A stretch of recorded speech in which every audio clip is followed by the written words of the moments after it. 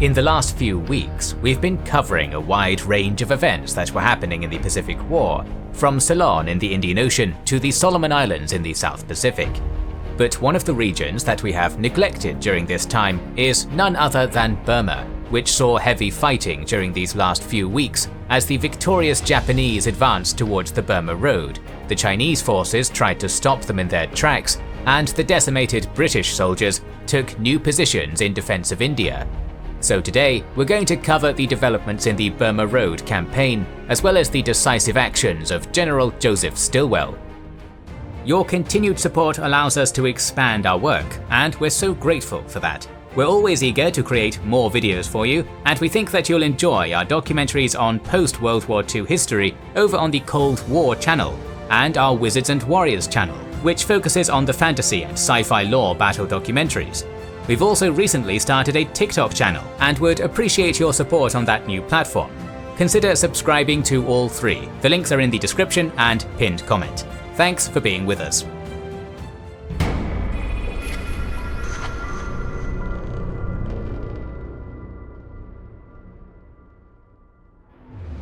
The last time we left Burma, the fall of Rangoon had left the British and Burmese defenders retreating along the Irrawaddy River. Thus, the Japanese had already fulfilled one of their main objectives of the campaign, which was to cut off one of the main ports that supplied the Burma Road, the last of the Chinese lifelines. After a short period of consolidation, the 33rd Division then began its pursuit of the fleeing and decimated British units on March 12th, while the 55th Division headed to the Sitang Valley to directly advance on Toungoo. In the meantime, as we've seen, the Japanese also began an operation for the naval transportation of 2 full divisions, among other units and supplies, which would be carried out across March and April by Admiral Ozawa's fleet. Both divisions would travel to the Sitang Valley, with the 56th Division tasked to go further east towards Tongyi, while the 18th Division remained in reserve. On the other hand, General Alexander had a mission to hold Upper Burma for as long as possible, to cover the oil fields at Yananyang, and to keep contact with the Chinese. In that regard, the remnants of the Burma army had taken positions on Prome, with the 1st Burma Division coming from Toungoo to reinforce them. They were placed under the recently formed Burma Corps, commanded by Lieutenant General William Slim, which was only reinforced with a British battalion and a handful of planes. After the disastrous Indian Ocean raid, there were still fears of a possible Japanese invasion of Ceylon or India, so the British therefore decided to reinforce these places instead. And speaking of the Chinese, General Stilwell's CEF had taken positions on the Shan states and across the Burma Road, with the 200th Division assuming the responsibility of defending Toungoo by March 8th. Although the 5th and 6th armies were considered the best among the Chinese, the soldiers were inadequately equipped, and some even poorly trained, but they compensated with their long experience fighting against the Japanese. At Toungoo, Major General Dai Anlan established an outpost at Oktwin a few kilometers to the south, and also sent a small detachment to the banks of the Kan River with the task of delaying the Japanese advance. Stilwell's plan was to immediately reinforce the 200th with other Chinese divisions in the 5th Army, but the American general immediately found himself at odds with his troops, who refused to follow his commands, and instead obeyed those of Lieutenant General Luo Zhuoying. Chiang Kai-shek, who was Supreme Commander of the China Theater, had actually appointed Luo to truly command the Chinese troops and to carry out his orders, so Stilwell's position as head of the CEF was merely symbolic. Despite this, he managed to cooperate with Luo and convinced the Generalissimo to send the 22nd Division and a detachment of the temporary 55th Division towards Toungoo, although the 96th Division was to keep safeguarding Mandalay. Thus, an imaginary line was established from Prome to Toungoo, and if one of these positions fell, the other would be left too exposed. Yet, despite Stilwell's actions, the reinforcements would fail to arrive in time, so Dai would have to face the full might of the 55th Division by himself. On March 18th, the first engagement occurred as the Japanese reconnaissance of the 143rd Regiment advanced on a bridge over the Kan River. There, the Chinese ambushed them and eventually forced them to retreat after inflicting many casualties. By night, however, the Japanese returned and slowly started to push the defenders back. The following day, the invaders had already captured Pyu and were preparing to attack Dai's outposts at Oktwin. On March 20th, the Chinese motorized cavalry regiment made a last delaying position north of Pyu to allow Dai's timber fortifications to be completed. In result, the cavalry suffered enormous casualties and had to retreat directly to Toungoo, but the time they bought eventually paid off, as on March 22nd, the 112th Regiment finally started its assault on Oktwin, but made little progress against the staunch resistance of the entrenched Chinese battalion. To force them to retreat, the Japanese sent their cavalry around the left flank of the defenders, but another Chinese battalion in reserve counterattacked and managed to stabilize the front line. A heavy bombardment and several assaults followed in the next few days, but the Chinese could not be pushed back.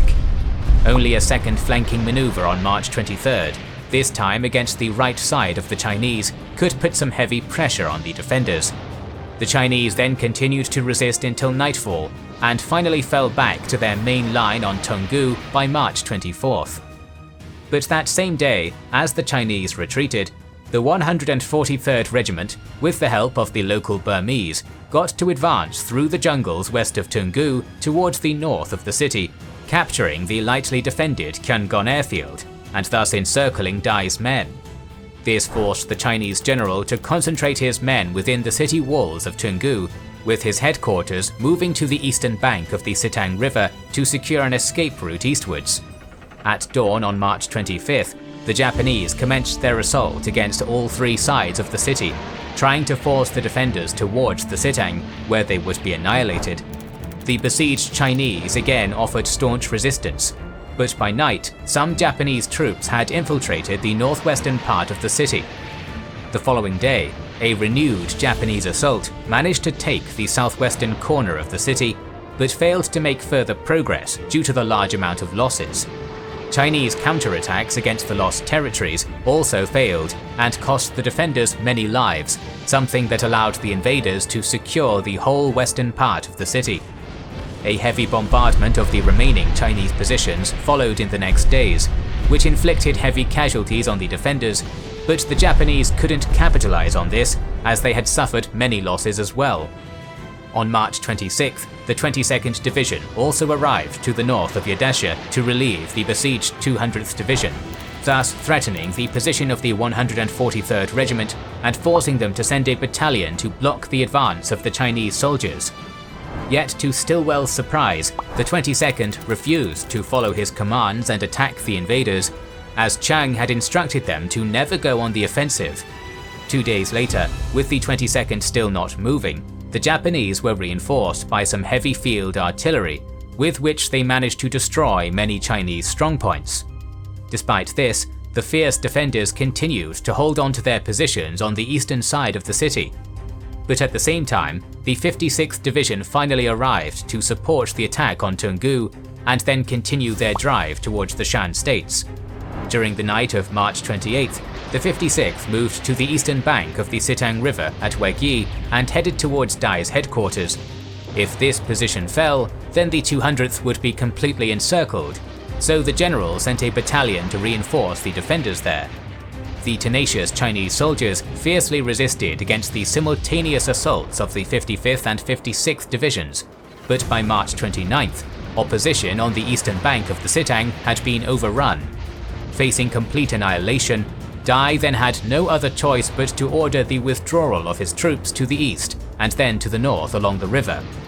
By nightfall, the Chinese began to move out of Toungoo after a 12 days long stubborn defense of the city, the longest defense of the entire Allied campaign. On March 30th, as the battered 200th Division joined the 22nd Division at Yadesha, the Japanese finally occupied the city and ended the hard-fought and costly Battle of Toungoo. Meanwhile, the 33rd Division had amassed in front of Proma by March 27th. To relieve pressure on the Chinese, General Alexander had sent some forces under Brigadier Cowan to attack the invaders, capturing Pongde by March 29th. Yet they quickly found themselves encircled, and after the Chinese retreat from Toungoo, they had to fight their way back to Proma, leaving vehicles and equipment behind. The loss of strength suffered in the retreat forced Alexander and Slim to push back all their forces closer to Proma, where efforts were still being made to transport vast stores of supplies and resources to Mandalay. Even worse, they had lost air support after a series of strong air raids against Magwe that forced the British to evacuate their aircraft towards Chittagong. With Toungoo lost and his forces weakened, Alexander then met with General Wavell and explained to him the situation, with both men agreeing that there was no point in holding Proma. But before the British could retreat, the 215th Regiment launched its first probing attacks on April 1st. This attack was so successful that the Indians were left panicked, and in their confusion, the whole 63rd Indian Brigade withdrew from the town, causing a domino effect in which all the British forces began to pull back from Proma towards Nawinchang. By April 2nd, the British had taken new positions on Alanmyo, but Alexander knew that they had to keep retreating northwards. Thus he decided to further withdraw to a new line ranging from Minhla to Tondwingi, just in front of Magwe, successfully establishing defensive positions there by April 8th. In the meantime, Stilwell had travelled to Chongqing to demand Chiang either to relieve him or to grant him independent command over the CEF. In response, the Generalissimo quickly appeased him, granting him the full authority he requested, and even suggesting to go to Burma to make that clear for the Chinese officers. With his desired authority secured, Stilwell now planned to stop the Japanese advance at Pyonmana. By April 6th, this position would be held by the 96th Division, covered by the battered 200th Division to the northeast of the town, and with the 22nd Division falling back slowly from Yadesha towards the northwest of Pyonmana. Once the invaders had engaged the 96th, then the three divisions would launch a coordinated counterattack to destroy the enemy forces. Yet the British retreat completely ruined his plans, forcing him to stop any offensive preparations. Furthermore, Alexander requested a Chinese division to defend Tondwingi, and although Stilwell had agreed to his request, none was sent due to the disillusionment of the Chinese towards the British defenders. Meanwhile, General Ida expected that the Chinese would seek a decisive engagement south of Mandalay, so he had decided to send the 56th Division eastwards to encircle the defenders and take Lashio, while the 18th and 55th Divisions advanced towards Mandalay, and the 33rd continued up the Irrawaddy to annihilate the Burma army. Immediately, the 56th Division of Lieutenant General Watanabe Masao crossed the Sitang River, and in the next few days overran a small Chinese garrison at Mochi, thus forcing the temporary 55th Division to pull back to Borlake. To counter the Japanese offensive, Stilwell sent the 93rd Division to reinforce the poorly trained 55th, and Chiang ordered the 66th Army to Mandalay, but both forces would arrive way too late. Watanabe had already sent some companies to encircle the 55th, and on April 17th his forces fell on the Chinese and routed them. 3 days later, the Japanese had gotten to Loikao and Chongyi unopposed, with the road to Lashio completely open. At the same time, the 33rd Division of General Sakurai was also making rapid progress. After repelling the first Japanese probing attacks against Kokogwa on April 10th, Alexander rapidly saw the center of his line disintegrate as the Japanese gradually pushed the 1st Burma Division towards Magwe, where it was decisively defeated 5 days later. This left Yonangyong completely exposed, with the 214th Regiment establishing itself to the north over the Pinchong, and with the 1st Burma Division and 7th Armoured Brigade trapped inside the town after a long withdrawal in really hot temperatures. In response, Slim ordered the burning of the Yonangyong oil fields, and urgently asked Stilwell to send a division to save the now encircled British defenders. The 38th Division of Lieutenant General Sun Yizhen quickly was in the area, so it was brought forward to relieve the besieged division. On the morning of April 18th, while the Burmese were outflanked and repeatedly attacked under a dense pall of smoke, the 38th Division and the 7th Armoured Brigade tried to push back the Japanese from the Pingchong, but were continuously repelled by the invaders. By afternoon, however, the Chinese attacked again with great tenacity and got as far as Twingon, finally repelling the 214th Regiment and even fighting into Yan'anyang itself. Surprised as they were by the fighting spirit of their allies, the 1st Burma didn't waste any time and got to escape from their encirclement through the Pinchong by April 19th.